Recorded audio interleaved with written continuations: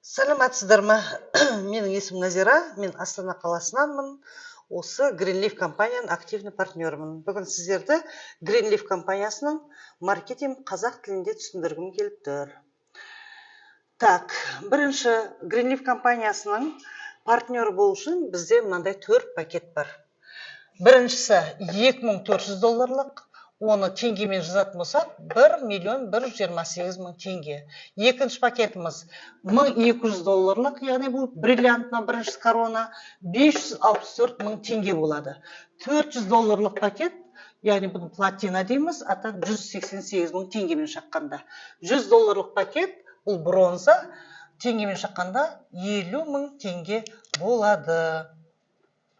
Енді бұл жерде осындай жаңағы компанияның, сіз осы пакетін алған кезде сіздер осы компанияның, яғни партнері боласыздар. Партнер болғанда сіздерге ол партнерлық не береді, иә?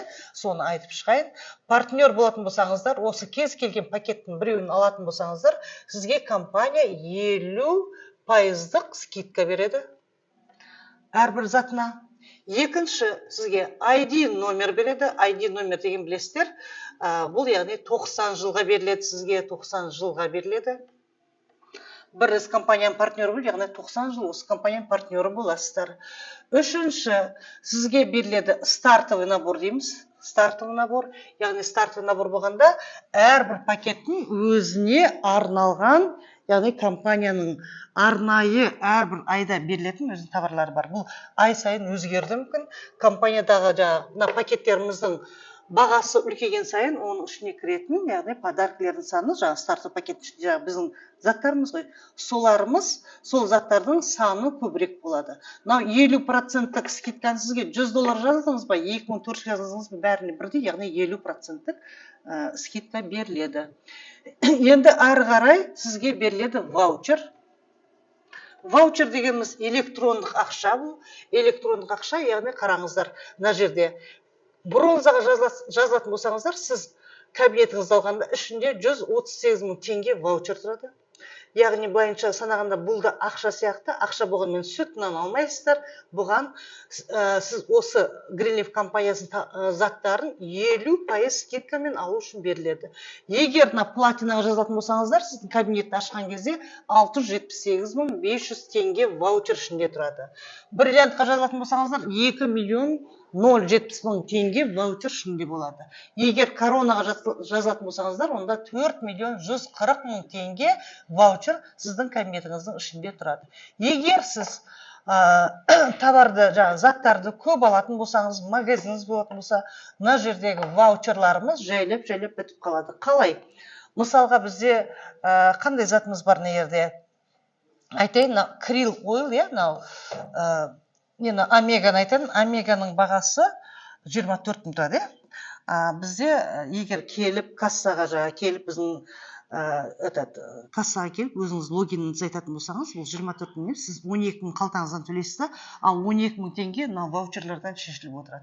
Сондықтан көп товар алған кезде бұл сіздің ваучерларыңыз жайлап бітіп қалуы мүмкін. Яғни бітті деген сөз 50% скидка болмай қалады. Сол кезде сіз не істейсіз? Сол кезде сіз өзіңіз күнде келіп жүрген сервис центрға келесіздерді айтасыз, менің ваучерларым бітіп қалды. Кем дегенде сіз 15, яғни қараңыз, $15. Теңгемен санағанда $15 $7.000 теңгедей болады. Осы 7.000 теңгені аласыз да, ең аз дегені. Айтасыз, маған ваучер салып беріңдер дейсіз. Ваучерді, яғни сервис центр ваучер салып береді, сізге 7.000 теңге емес, 10 есе көбейтіп, мысалға 70.000 теңге салып береді. Мына жерде, яғни бітіп қалған кезде 7.000 теңге беретін болсаңыз, мына жерде 70.000 тұрады. Сонда жайлап қайтаңыз 50% скидкамен ала беретін боласыздар. Енді ары қарай ваучер дедім, енді ары қарай франшиза. Франшиза деген білесіздер, ол үлкен бизнесте көбінесе үлкен ақшаға келеді. KFC франшиза, Zara франшиза, сол сияқты франшизалар қазір өте көп.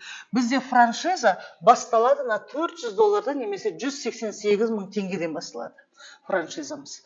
Яғни сіз $400-ға сіз осы компанияның партнері болып, жайлап сіз магазин ашуыңызға болады. Франшиза $100 пакет кірмейді. ары қарай сізге жаңағы наследство, яғни мұраға қалдырылады бұл жер. Наследственность деп жаза берейін, кейбір кісілер жаңағы түсінбей жатады. Наследственность, яғни сіз какой-то бір рангқа жеттіңіз дейік, мысалға рангтар, ең үлкен ранг бізде директор, 6 жұлдызды директор, иә.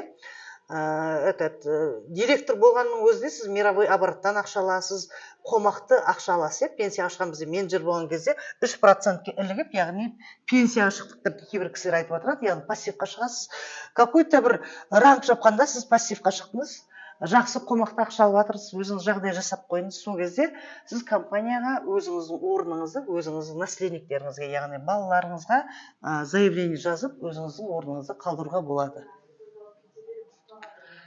Енді мына жерде осында, яғни мінекей біздің компания партнер болған кезде осында, яғни мынандай преимуществолары бар. Енді мен сіздерге маркетинг туралы айтайын.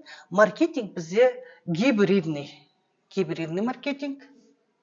Гибрид деген, яғни қосарланған деген сөз. Екі түрлі маркетингтен ақша аламыз. Маркетинг бинар плюс және классика.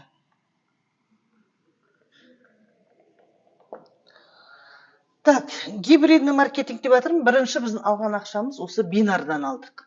Оны қалай алдық? Мен қазір сіздерге мысал ретінде $400 пакетпен көрсетіп кетейін. Одан кейін $100 айырмашылығын тоже көрсетіп кетемін. Сондықтан давайте $400 пакеттен бастайын. $400 мысалға пакетке сіз кірдіңіз дейік, $400. Екінші, мына жерде бір көршіңізді алып келдіңіз, көршіңізге айттыңыз, экотоварды көрсеттік, барлық центрлардың бәрін экологиялық таза өнімдер тұр, сондықтан көршіңізге айттыңыз, көршіңізде $400 кірдік дейік. Сол кезде компания сізге не береді?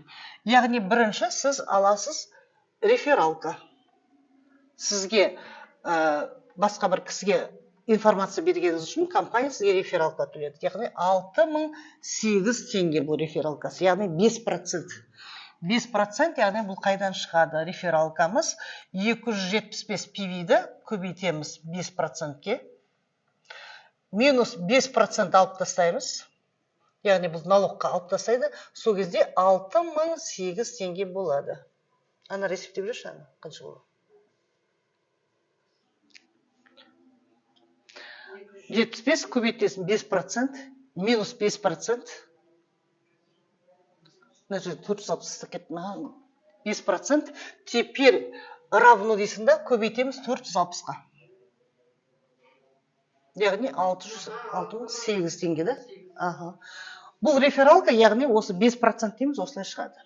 Енді екінші адам алып келесіз мына жерге, екінші адам алып келесіз, туысқаныңызға айтасыз, қазіргі кезде бәрімізге экологиялық таза өнім керек, бағалары өте қалтақ көтерімді, ол кісіде $400 жазылды дейік.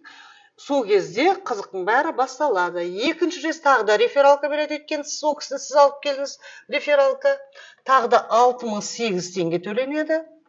Сонымен бірге қараңыз, мына жерде бинар деп жазып қойын, бинар.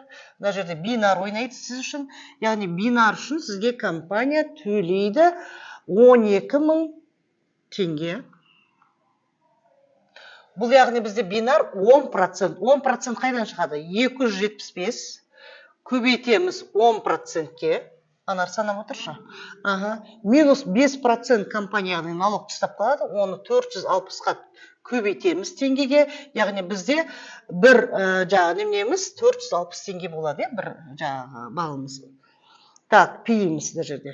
Тең болады, сонда 12000, там какая-то копейка есть, конечно. Ладно, 12000 теңге деп, мен сіздерге нақты жаза берейін, шықты ма 12000? 12000 теңге. Бұл яғни 10% осылай шығады. Енді қараңыз, деңгей, яғни бірінші деңгей ашылды және жабылды, қараңыздар. Мынау деңгей. Деңгей үшін сізге компания, мынау деңгей, деңгей үшін сізге деңгей немесе уровень деп аталынады кейбір кезде, кейбір жерде линия деп аталынады. Мен қазақша түсіндіріп жатқан деңгей деп жазып жатырмын, яғни 38400 теңге болады. Барлығын санайтын болсақ, сіз екі ғана адамды шақырып, яғни бинардан 62416 теңге аласыз. Екі ғана адам шақырып, мынау қалай ойлайсыздар? Жақсы ақша ма? Әрине жақсы ақша да.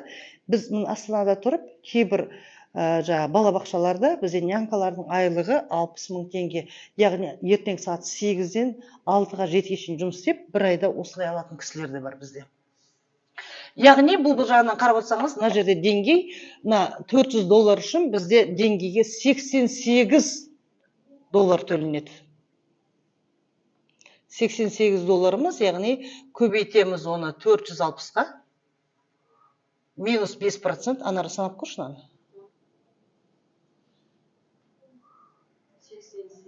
38.400.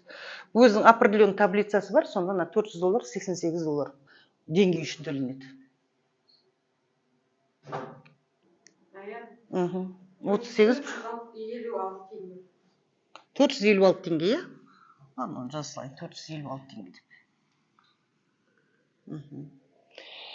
Енді ары қарай, қызықтың бәрі ары қарай.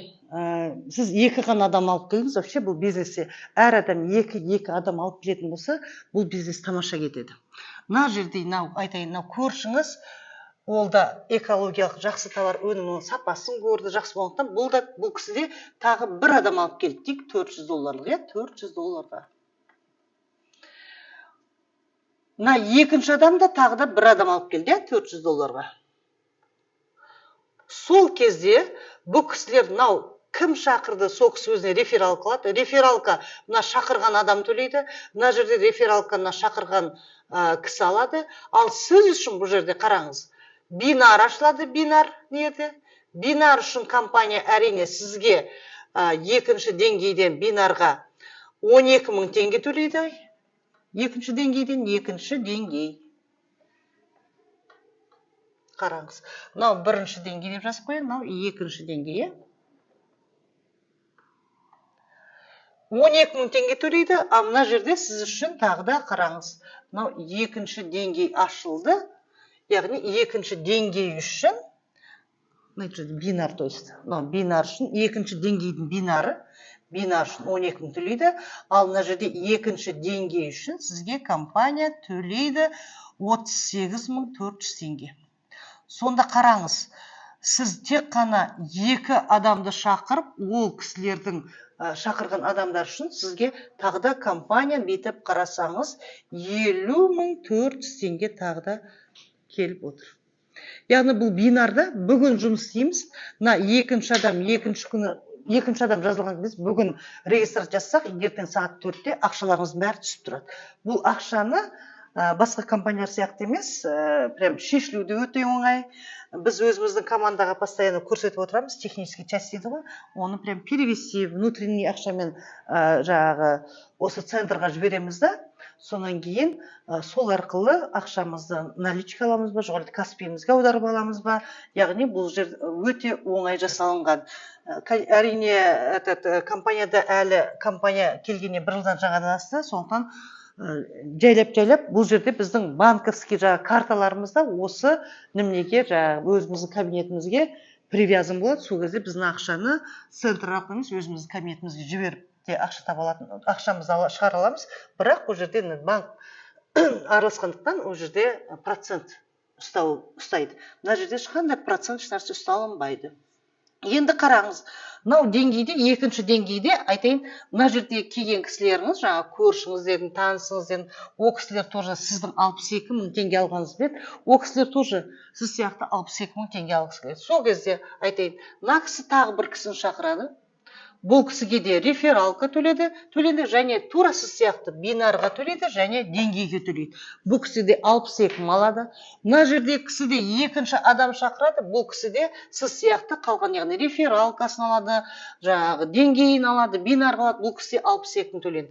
Ал сіз үшін қарасаңыз, бинарыңыз сіз үшін, сіздің командаға адамдардың жұмысы үшін, мына жерде сіз үшін тағы екінші бинар үшін аласыз. Екінші бинарға тағы да сізге плюс 12 мың теңге төлейді. Сонда қарап отырсаңыз, екінші деңгейден сіз тағы да 62.400 теңге аласыз. мына кісілер 62 мың алады, а сізге тағы да 12 мың қосымша төленеді. Енді ары қарай кетеміз. Ары қарай келесі мына кісі шақырт дейік. Мына кісі шақырт, немесе сіз спонсор, сіздің спонсорыңыздан адам түсуі мүмкін. Өйткені бәрімізде екі ғана қол бар. Егер тағы да спонсорға екі адамнан басқа тағы да адамдар ақша тауып жатқанын көріп, елдер қызығушылық танытып, тағы да келем деп жатса, ол кісінің екі қолынан басқа орын жоқ. Ол кісі уже өзінің командасына көмектесе бастайды. Сол кезде мына жерге партнердан адам түсуі мүмкін, немесе мына кісіден, немесе мына кісіден адам түсуі мүмкін. Әр кез келген, яғни командаңыздан адам түсуі мүмкін. Екінші, мына шетіңізге адам түстік. Осы кезде тағы да компания сіз үшін үшінші деңгей ашылады. Қараңыз, үшінші деңгей және негерде үшінші деңгейде бинар ашылады. Яғни мынаны жазып қойып, үшінші деңгей. Үшінші деңгей ашылған кезде сізге тағы да не түседі, қарап отырсаңыз. Мына жерде тағы да бинар үшін, яғни үшінші деңгейде жазып қояйын. Үшінші деңгей бинары. Сізге тағы да 12 мың теңге. Деңгей үшін сізге тағы да 38 мың 400 теңге түседі.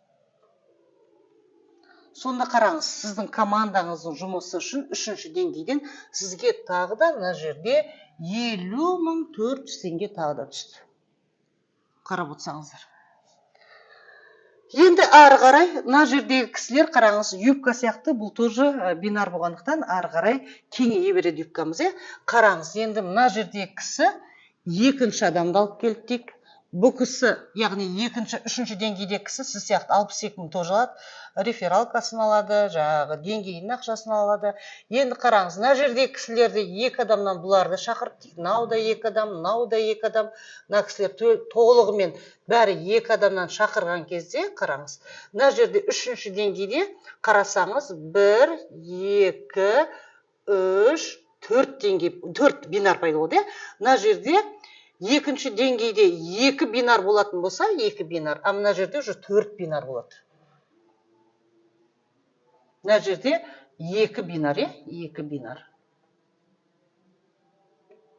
Сонда бұл жерде деңгей үшін 38.400 алатын болсаңыз, мына жерде бинарымыз қанша? 4 болды ғой. Сонда мына жерде 12 мыңды тағы да 3 рез аламыз. Сонда 36 мың болады. Мысалы, мына жерде жаздым, 12 мың, мына бинарды қалажам. 1, 2, 3 бинар. Тағы да мынаған қосымша сіз 36 мың теңге аласыз. Сонда үшінші деңгейден алатын ақшаңыз сіздің 86 мың 400 теңге болады. Өстіп бинарымыз ары қарай кеңейген сайын сізге әрбір деңгей үшін бір рет төленеді. Мысалға, мынаны келесін тағы да жазайын. Кез келген осы командаңыздағы адамның біреуі тағы да шақыртта, қолдары екеуі сыймаса астына қояды. Немесе сіз шақырдыңыз. Келесі деңгей тағы ашылады, келесі бинар тағы ашылады. Екеуі бір-бірімен сәйкес келген сайын сізге бинар мен деңгей ашылады. Бинар мен деңгей үшін 50.400, сонымен бірге қанша бинар бар, сонша ақша аласыз. Енді мына жерде мынау төртінші деңгей, төртінші деңгейде қараңыз. Мынаның әрқайсысы екі адамнан шақырған кезде екі адамнан мысалға қарап отырсаңыз әрқайсысы бұл жерде 8 бинар болады, 8 бинар.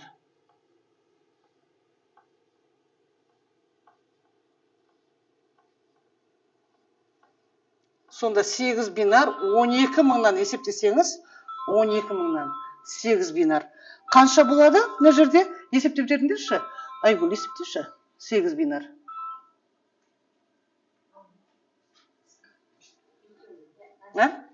Қанша болады? 8 бинарды 12 мыңға көбейтші. Төртінші деңгейде.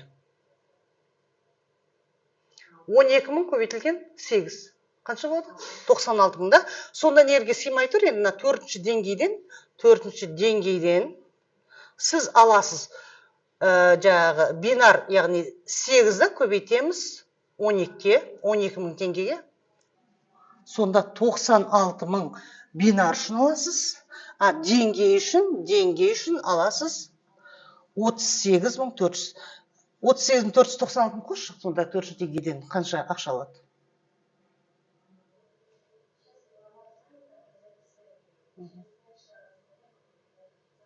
Қанша? әбден калькулятор үйреніп алғанбыз уже есептеу. Так, 0,04, жерде 4 болады, и 3, 144-тің 4 болады. Я, дұрыс па? 144, 134-тің да? Да, 134-тің 4 болады. Өстіп барған сайын мына жерде деңгейіңіз, яғни астында ақшаның бәрі астында дейміз ғой, деңгей үлкейген сайын, бинар көбейген сайын, сіз қараңыз, уже деңгейден 38 мың ғана алсаңыз, мына жерде бинар үшін алатын ақшаңыз көбейе береді. Сөйтіп ары қарай мынау юбкамыз кеңейген сайын сіздің алатын бинардан алатын ақшаңыз көп, сондықтан ақшаның бәрі бұл компанияда астында жатады. Бұл жерде ешқандай ограничение жоқ, осындай деңгейге деген жоқ. Бұл жерде бесконечно сіздің адамдарыңыз жұмыс істеген сайын сіздер ақша ала бересіз, деңгей үшін, яғни екі жақта бірдей бір-біріне сәйкес келетін жазылған партнер болған сайын сіздің бинарыңыз ашылған сайын келесі деңгей, бинарыңыз бір-біріне қосылған сайын келесі деңгей, сөйтіп ашылып отырады. Деңгейіміз, яғни көбейген сайын бинарлар саны көп болады, сондықтан сіздің, яғни мына жерде басында біз 38 мыңды көп көретінбіз, бинарымыз барған сайын, яғни юбкамыз кеңейген сайын бинардан алатын ақшамыз көбейе береді. Мінекей осындай маркетинг мына жерде бинар бойынша, сонда бинар бойынша рефералкадан аласыз, бинар аласыз және деңгей аласыз. Бұл компаниядағы бүгін жұмыс істеп, ертең алатын ақшамыз.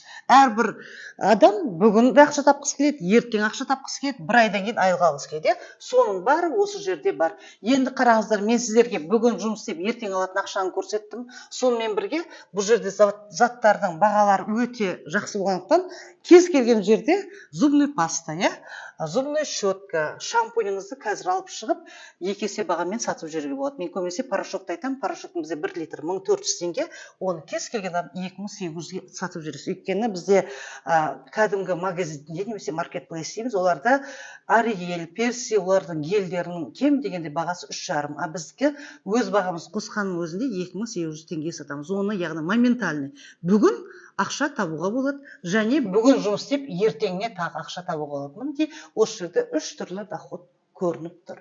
Енді мен сіздерге классиканы ары қарай көрсетейін. Мына жерде мен айтайын дегенім, бинардан айтпаппын. Егер сіз $100 жазылатын болсаңыз, сіз бинардан 5 қана процент аласыз. 5% деген ең максимальный ақшасы, яғни жазып кетейін мына жерде. Сіз бинар үшін, егер $100 ғана жазылатын болсаңыз, бинар үшін 2400 ғана теңге аласыз. Бұл жерде рефералка жоқ, ал деңгей үшін алатын ақшаңыз, деңгей үшін алатын 7000 теңге ғана. Егер сіз $100 жазылатын болсаңыз, көп дегенде сіздің алатын ақшаңыз, яғни 9400 ғана теңге. Сондықтан $100-ды біз көбінесе бизнеске келген адамдар бұны емес, яғни $400-дан бастады. Сонымен бірге айта кететінім, мына жерде $100 жазылатын болсаңыз, компания жылына 2 рет промоушн өткізіп тұрады. Сол промоушнға $100 пакеттер қатыспайды.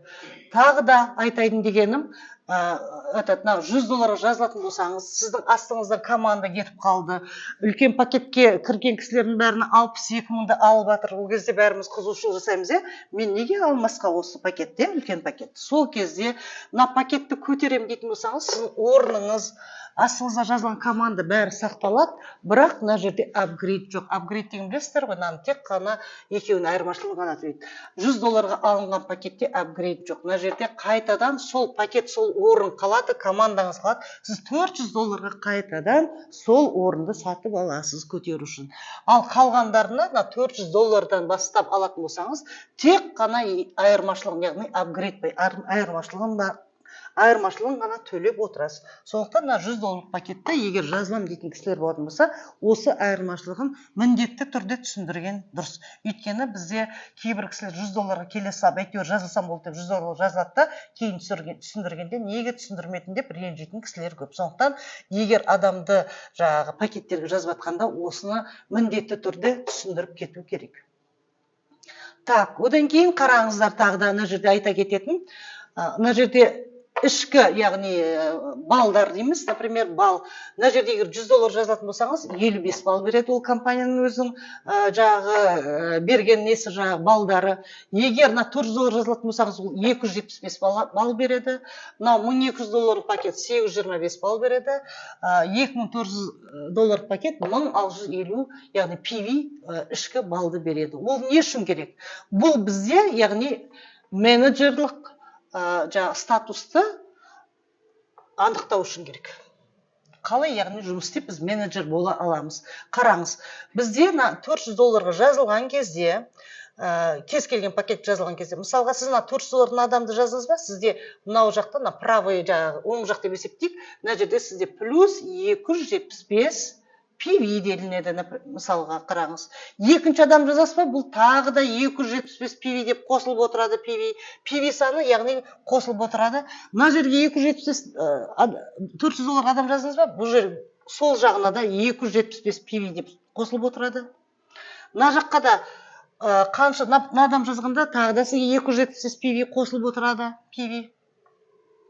Сонымен бірге бізде біздің магазиндерді қарасаңыздар, PV товар бар және ваучерный товар. Ваучерный товарларда PV жазылмайды, бірақ именно PV товарларды алып жатқан кезде 0,2 PV, 5 PV, 10 PV деп жазылып көрсетіп тұрады. Егер PV товарды алатын болсаңыз, ол PV товарды сіздің екі жағыңызға бөлініп, мысалға 15 PV-ға товар алатын болсаңыз, плюс 7,5 PV на жаққа кетеді, 7,5 PV на келесі жағына кетеді.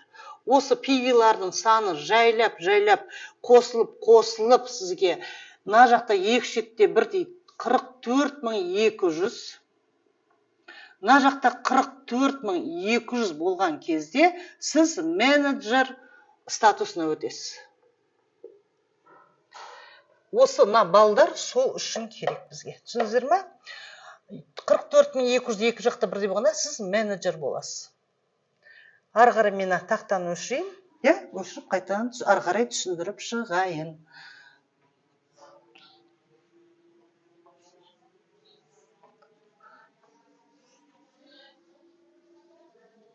Енді мен сіздерге классиканы түсіремін. Жаңа айттым ғой, классика, бинарды түсіндірдім, енді классиканы түсіндірдім. Классикада бізде кішкене болса да, мына жерде активность бар. Активность деген, яғни сіздерге 15 PV айына бір рез алып жуытыру керек. 15 PV-ді қандай сумма болады мен сіздерге анық айтылмаймын, өйткені өзіңіздің алған заттарыңызға байланысты. Мысалға, зубный пасталар болады, 1600 теңге бір PV береді, жаңадан келген заттар көбінесе PV көбірек болады. Мысалға, немене өткен жолы мен алдым, Омеганы 11 PV берді. Сол өзіңіздің ақшаңызға, керек заттарыңызға қарап, айына 15 PV-ға сауда жасап отырсаңыз, яғни 15 PV-ні затын алып отырсаңыз, онда сіз классикадан неме аласыз, ақша алып отырасыз. Классика дегенде, мысалға, ол білесіздер, сіздің деңгей бойынша, мынау сізсіз классикада, мынау сіздің бірінші линияңыз, 1, 2, 3, 4, 5, 6 адам бар дейік линияда. Ол кісілердің шақырған кісілері сіздің екінші линия болып кетеді. Осы бойынша уже есептелінеді бұл жерде классикада. Енді қараңыздар, 15 PV жасадыңыз, сол кезде сіз не ақша аласыз? Бірінші команданың, яғни бірінші, өзіңіздің бірінші айтайын, бірінші, яғни сіздің алған 15 PV-дан кешбек аласыз. 10% кешбек аласыз, кешбек. Яғни ол қалай есепленеді?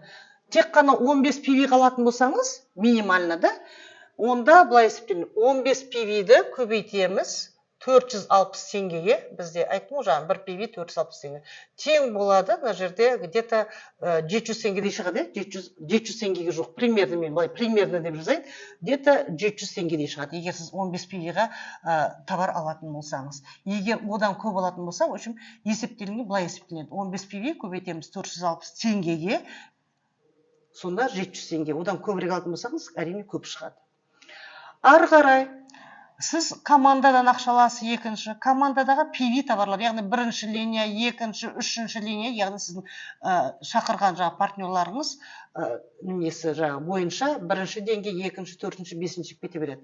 Бірінші деңгейден PV товардан бесінші деңгейге шейін сіз алып отырасыз 4% аласыз. Әр айдың 10 күні. Екінші, 6-шы деңгейден бастап 10-шы деңгейге шейін 3% аласыз. 3% аласыз 10 күні.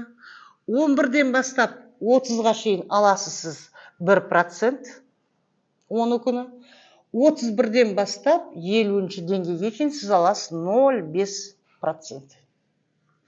Сонымен бірге сіздің астыңызға, мына жерде айттым ғой, спонсордан да адам түсуі мүмкін. Мына жерде соны айтады, сол кісілерден сіздер біріншіден 50-ші деңгейге шейін сіз ол жерден тағы да 0,5%, яғни PV товардан сізге айлық түсіп тұрады 10 күні. Ары қарай сіз менеджер болдыңыз дейік. Менеджер, яғни айттым, 44.200, 44.200. Менеджер болғаннан ары қарай доходтың бәрі менеджер болғаннан басталады. Менеджер болдыңыз, менеджер болған кезде сізге бір рез $1000 сыйлық беріледі. Менеджер болдыңыз, сіз чек аласыз. Чек от чека. 2%.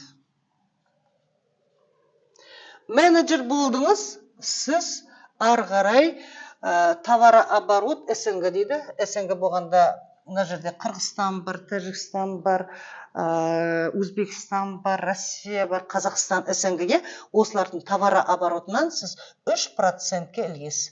Яғни осы товарооборотын 3%-ын бүкіл менеджерларға яғни бөліп береді. Менеджер болғаннан бастап сізге компания сонымен бірге 1 баллды бөліп отырады айына 1 балл. 1 баллымыз яғни $100. Бұл сіздің обучениеңізге.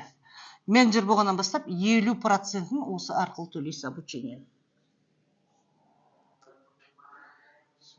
Менеджер болдыңыз мына жерде 44.200, 44.200. Енді қараңыз, екі аяқта, оң аяқ пен сол аяқта сіздің астыңыздан да менеджер шықты. Өйткені айттық қой, бір рет жазылғаннан кейін система сізді ешқайда шығарып тастамайды, 90 жылға дедік.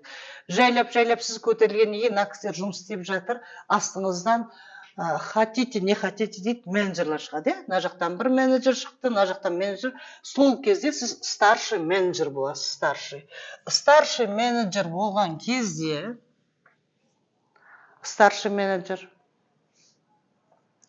мына жақта ойламаңыз. Тек қана сіздің адамдар ғана емес, перелікпен түскен адам ба, жоқ сіздің шақырған адамыңызға без разницы. Самое главное, екі жағыңыздан, мына жақтан бір менеджер, мына жақтан бір менеджер. Егер бір жақтан 2 менеджер, 3 менеджер шығатын болса, екі жақтан шықпаса, пока шықпай, екі жақтан сіз старший менеджер болмайсыз. Міндетті түрде екі жақтан бір менеджердің шығу керек. Сол кезде сіз старший менеджер боласыз. Старший менеджер болғанда сізге компания $2000 сыйлық береді. Яғни одноразовый $2000 сыйлық береді. Бұл жерде де сізге жаңағы компания СНГ-ның 3%-ны ілгесіз әрине, онан кейін 1 баллды бөліп отырады. Енді бұл жерде сізге обучение тек қана 70%, яғни 30%-ны өзіңіз төлейсіз, компания яғни сізге 30%, 70%-ын компания төлейді обучениені. Енді ары қарай старший менеджерден кейін бізге директор болады. Директор болу үшін сіз мына жерде старший менеджерсіз, сіздің екі қолыңыздан бір старший менеджер шыққан кезде сіз директорсыз. Директор болған кезде сізге компания $3000 береді. Бір рет сыйақы. Директор болғаннан кейін енді сіз товарооборот жаңа СНГ дедік қой, енді сіз товарооборот мировойға кіресіз. Мировой товарообороттан сізге 1%-ке кіресіз. Товарооборот мировойдан 1%, яғни осы директорлардың арасына бөліп береді сонда. Қай жер қалып қалды?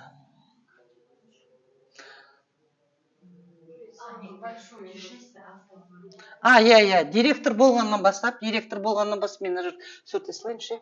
Директор болғаннан бастап сізге уже жаңағы айтып отырмын ғой, обучение дедім ғой.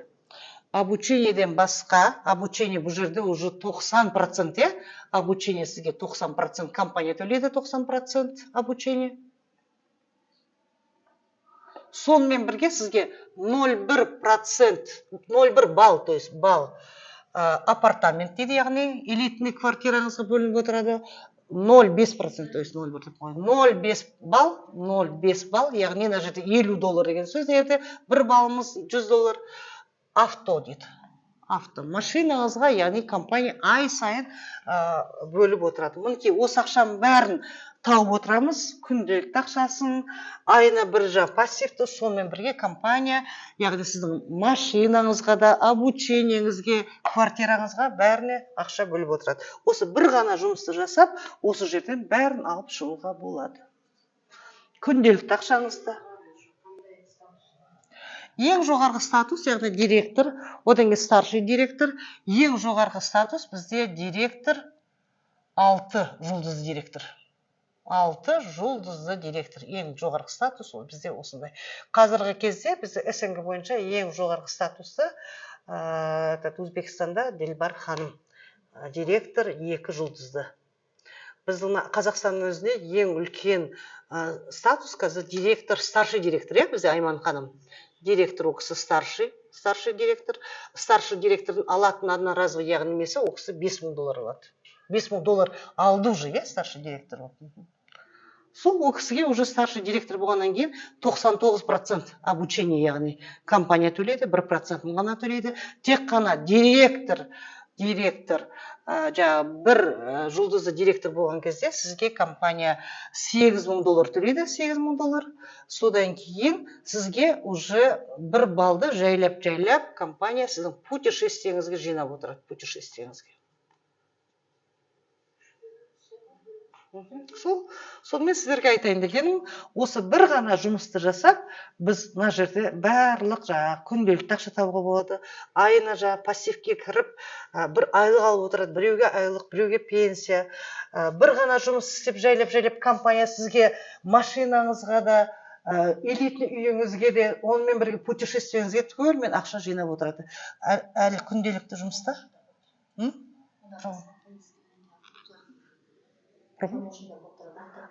Сонымен бірге бізде тағы да промоушендар болып тұрады. Жылына 2 рет промоушен.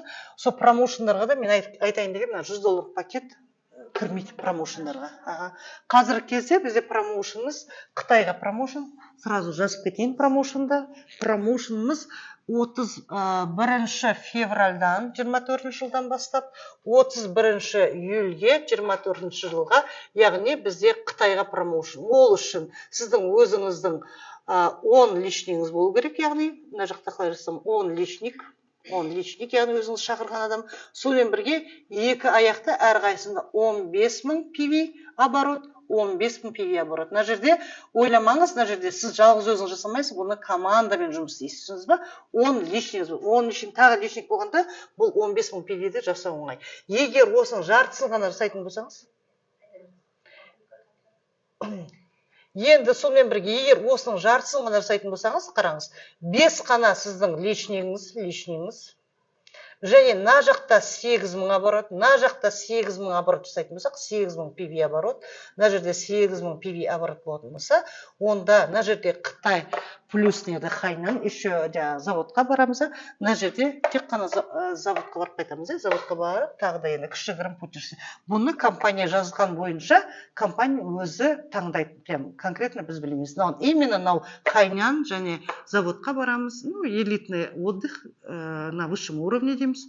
Ал мына отдыхты енді компания өзі, ол жерде условия бойынша өзі таңдайды, қайда барады, қай уақытта, оны өзі таңдайды. Осындай промоушендар бізде маркетинг планымыз өте керемет. Мына жерде де ешқандай активация жоқ, тек қана активация, жаңа айтып шықтым, тек қана классикада, яғни айлық алу үшін.